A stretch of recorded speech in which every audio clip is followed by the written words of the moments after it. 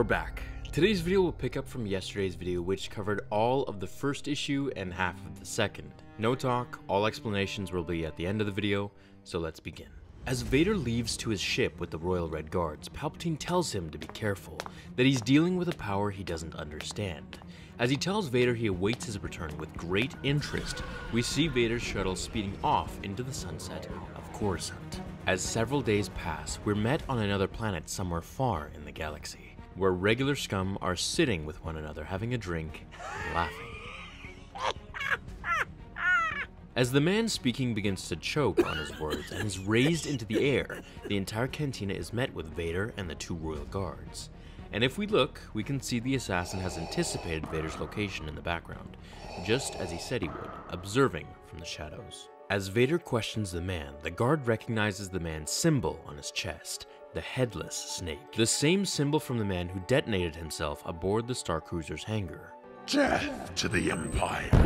Pulling his jacket open to reveal the symbol, the man presses the activation switch on his belt, but not quick enough for Vader's reflexes, as he's thrown to the side of the room, exploding the cantina and taking the lives of those around it, leaving the rest to rubble and flames. As the assassin stands before Vader amidst the smoke and ruins, he sees Vader and his men leaving, boarding the Imperial shuttle. Yes, I have heard of the mark. The headless snake, it's the symbol of an ancient cult. They had a temple on a small moon, abandoned for thousands of years due to abnormalities. Master, my senses, they remain clouded. As do mine. I urge caution, my apprentice. Proceed, but proceed with caution. As the Red Guards set coordinates for the mysterious planet of the ancient cult, the Imperial ship is sent to hyperdrive, blasting through the depths of the galaxy to bring us to Issue 3. Coming out of hyperspace, they see the destroyed Star Cruiser in pieces, floating lifelessly. As Vader orders the men to get close, they tell him there is no way to land and that it's very dangerous. When Vader simply leaps out and into space, moving through the ship's pieces, dead men, and accessing the files which reported that the captain's entry referenced a headless snake tattoo on the terrorist's body. As he boards his shuttle and they set course for the moon below, they remark how the blast surpasses any functioning beam in the Imperial army. Once landed on the planet, the guards ask, where are the survivors? There aren't any. As they then ask where are the bodies, Vader coldly replies, Eaten. Walking slowly through the jungle, Vader hacking trees and branches out of their path with his lightsaber, they come across a stone with the same mark of the headless snake. As he runs his gloved mechanical fingers over the stone's embroidery, a giant monster appears and stomps one of Palpatine's royal guards, killing him instantly.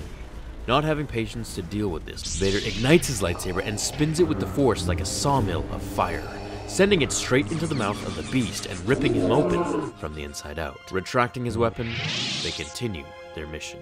Follow me.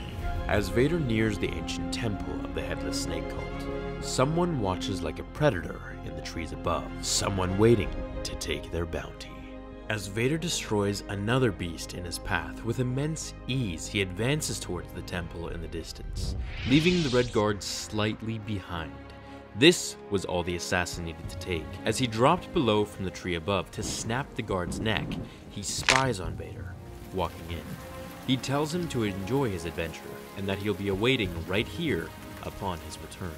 As Vader nears the temple, we get this grand ancient feeling, as if these beings were beyond the Jedi and the Sith in general.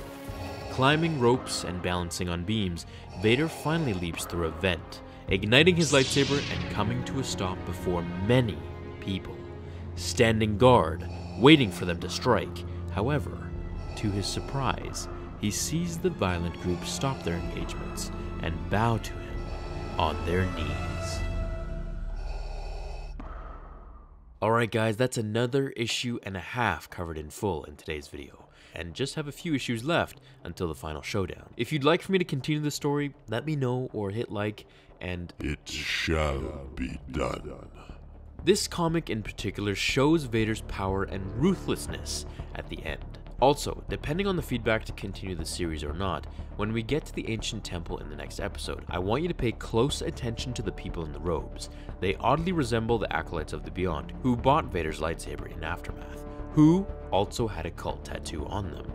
Maybe that's them, or maybe Disney is getting ideas from all these Legends comics and tweaking some things around. I'd find it really cool if we saw parts from these comics that I cover in the next few films. Premonitions? Premonitions? Okay everyone, thanks so much for watching. I hope you enjoyed today's episode, and join me and all the others here again tomorrow in the next episode of Star Wars Theory. Until then, my fellow Jedi and Sith friends, remember, The Force will be with you, always. Fulfill